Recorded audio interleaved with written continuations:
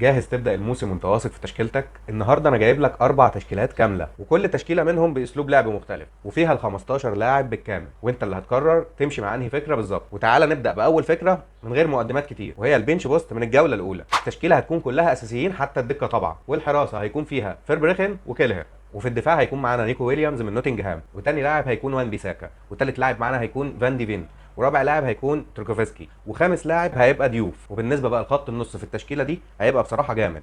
يعني هيكون عندنا اول لاعب طبعا هو صلاح، تاني لاعب هيبقى معانا فيرتس، تالت لاعب هيبقى نيتو، رابع لاعب هيبقى قدوس، وخامس لاعب هخيرك بين اتنين لعيبه، اما مرموش او كودي جاكبو، اللي انت تحبه فيهم مفيش فيها مشكله يعني في البادجت معاك. والهجوم هيبقى مكون من بوين وجواو بيدرو وويلبك. وبكده هيكون معانا 15 لاعب اساسي في فرقهم، وان شاء الله متوقع ان هم يعملوا نقط كويسه الجوله دي.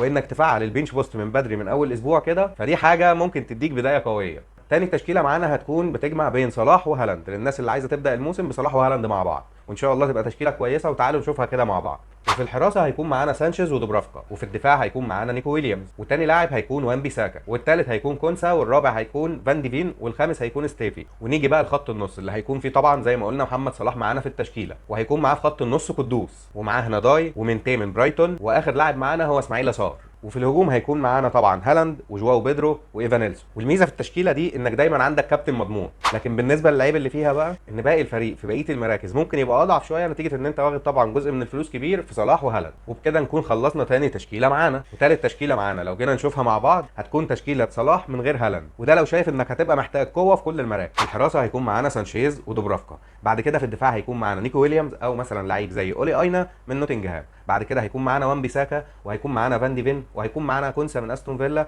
واخر لاعب هيبقى ايت نوري، او مثلا بيدرو بورو او كوكوريا. يعني اللعيبه دي كلها في نفس الفئه السعريه، وهتعرف تجيب فيهم اللي انت عايزه براحتك. ونيجي بقى لخط النص، طبعا هيبقى اول لاعب معانا هو صلاح، تاني لاعب معانا هيبقى قدوس، وتالت لاعب معانا هيبقى هو نيتو من تشيلسي، ورابع لاعب معانا هيكون نداي، وبعد كده اخر لاعب معانا هيكون اسماعيل يسار في خط النص.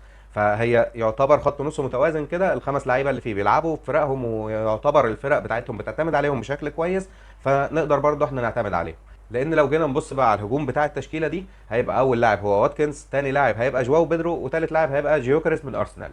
وده يخليني اقول لك انك برضو عندك حاجه في التشكيله دي كويسه شويه. ممكن طبعا تقلل اي لاعب من الثلاث لعيبه اللي في خط الهجوم لمثلا لعيب زي بيتو من ايفرتون، وتعلي بيه خط النص شويه. بس العيب هنا ان هالاند لو عمل حاجه قويه زي مثلا هاتريك في ماتش ولا حاجه، واللعيبه دي ما عملتش، انت للاسف هتتاثر جامد، وهتحس بفرق انك ما يكونش معاك هالاند. واخيرا نيجي للتشكيله اللي هيكون فيها هالاند بس مش هيكون فيها صلاح، وهنا في الحراسه هيكون في سانشيز ودوبرافا. نيجي بقى لخط الدفاع. خط الدفاع هيكون معانا نيكو ويليامز، وهيكون معانا مين تاني، هيكون معانا وان بيساكا، وهيكون معانا فان ديفين وكونسا وكوكوريا. خط النص هيبقى فيه طبعا بالمر، هيبقى فيه جاكبو، هيبقى فيه قدوس، هيبقى فيه اسماعيل يسار، هيبقى فيه حد زي روجرز مثلا، او انت ممكن تبدله بنيتو لو حابب ان انت بدل روجرز نيتو، عشان ماتشات تشيلسي سهله مفيش برده مشكله.